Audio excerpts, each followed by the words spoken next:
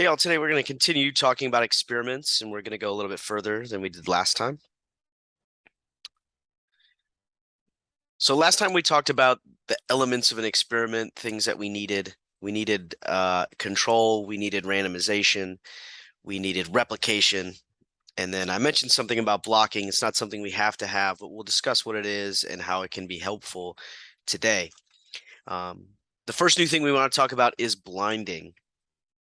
Again, another one of those words that we have to detach ourselves from our current understanding of the word and attach a new meaning to it based on statistics and experimenting. So we talked about these tomato plants, and I said there were 30 last time, but I went back and looked, and there's 24. I was pretty close.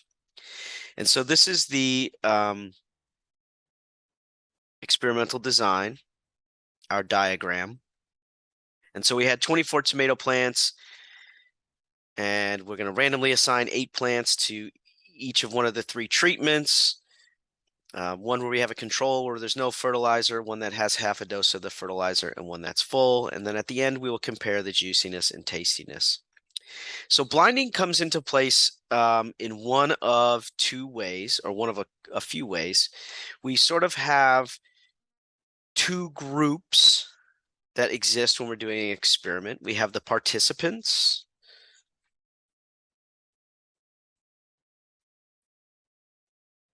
and then we have something like the testers, in this case, people testing the juiciness and tastiness, or the practitioners.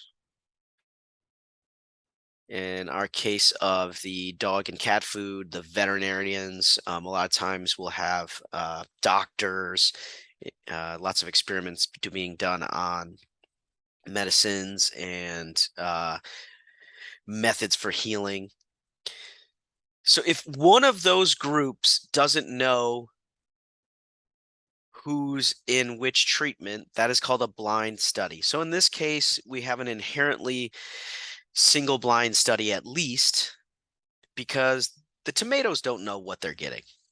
So if all we have here is that the tomatoes don't know, that might be a little silly, but it's true. The tomatoes don't know if they're getting no fertilizer, half fertilizer, then that would be a single blind study. A double blind study would exist here if both the tomatoes and the testers don't know which tomato is in which treatment. So in this case, if the testers don't know as well,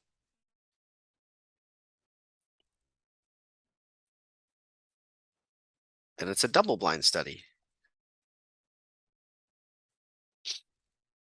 And I remember when this was first presented to me, I was like, well, who knows then? Well, the researchers know. The researchers know which tomatoes, and they would be labeled in some way, which tomatoes, which tomato plants were the control, which tomato plants were half dose, which were full dose. But of course, again, the tomatoes don't know. And if the people testing the juiciness and tastiness of the tomatoes don't know, they can just assign some level of juiciness and tastiness to these tomatoes, and then the researchers can see, uh, how they scored them or how they rated them, and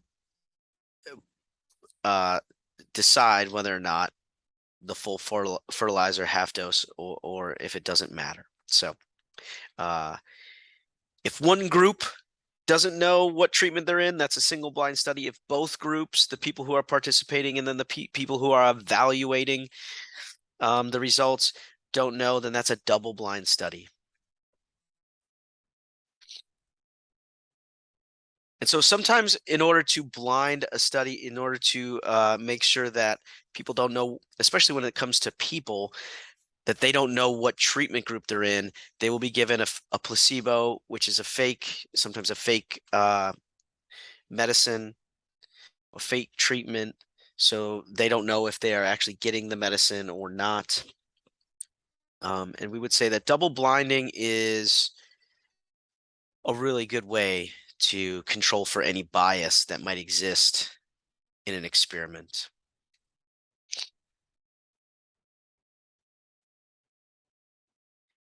So one of the other elements of experimentation was blocking, and we want to block to, again, try to reduce any bias or try to reduce anything that is going to mess with our results or affect our results in a way that we can't tell if our results are being affected by the thing we're trying to control for or some other thing that exists. And so if we got some of our tomato plants from one store and some of the other tomato plants from another store, we might want to block for that so that we know our juiciness and tastiness isn't being affected by which store we bought it from. So we would run the experiment on the 12 tomato plants from one store, and we would run the other an experiment, the same experiment on the tomato plants from the other store. And so my 12 plants from store A would get randomly assigned to the 3 treatments. My 6 plants from store B would get randomly assigned to the 3 treatments.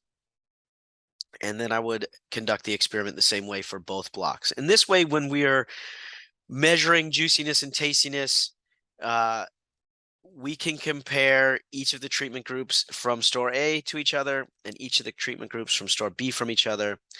And this way we know that some of these tomatoes weren't juicier and tastier just because store A picks better tomatoes. So blocking is really important. Sometimes we might want to block by gender. We might want to block by age. In the example of the cats and dogs, we would want to block by species because, you know, being a cat or a dog might affect the outcome of how healthy the food could be considered.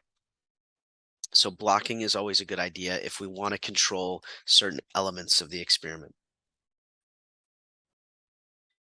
Sometimes we might be measuring multiple factors. So far we've only had one factor, and that factor has had 3 levels. So our factor was the amount of fertilizer that each plant would get. And there are 3 levels to that. So let's look at our first one. Our first factor was the fertilizer.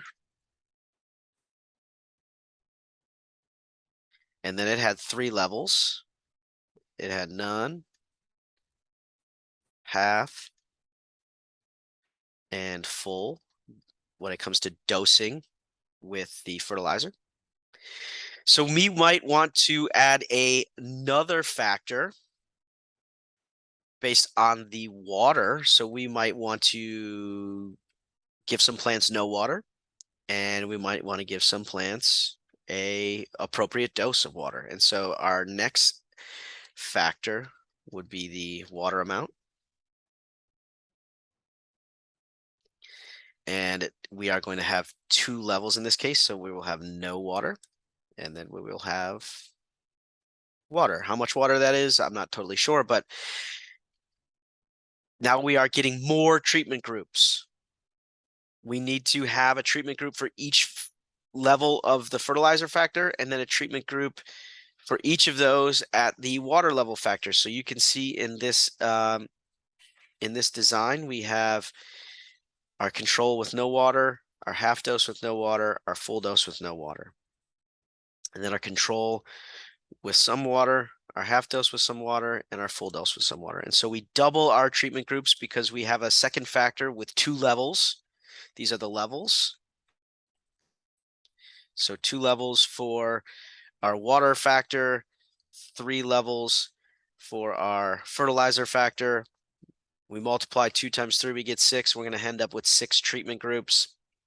And then we can go ahead and, again, compare our juiciness and tastiness.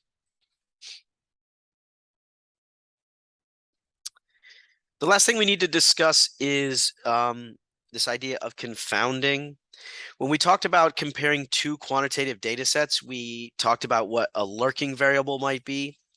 So there might be a relationship between air conditioner sales and ice cream sales, and that relationship is probably created because both of those things will increase when the temperature increases. And so it will look like air conditioning and ice cream sales have a strong relationship. But there's that lurking variable of temperature that exists that is causing that relationship to exist. And something similar in experimentation is confounding. Confounding happens when we can't control for everything that exists. And so if we didn't block our 24 plants from the different stores, we might end up with some results that are affected because the one store might have juicier tomatoes, might have tastier tomatoes. They might do a better job, or they might be pickier when they get their produce than the other store, and that could affect our results. So that's why we always want to try and manage all of the elements that could affect our results. We want to control this experiment as much as we can. Sometimes we won't be able to, and that's when confounding can happen, and we always need to keep that in mind. So as ever, if you do have questions, please ask. Make sure you stick around and answer the questions at the end of this video, and we can practice this, discuss this more in class. Take your time. Good luck.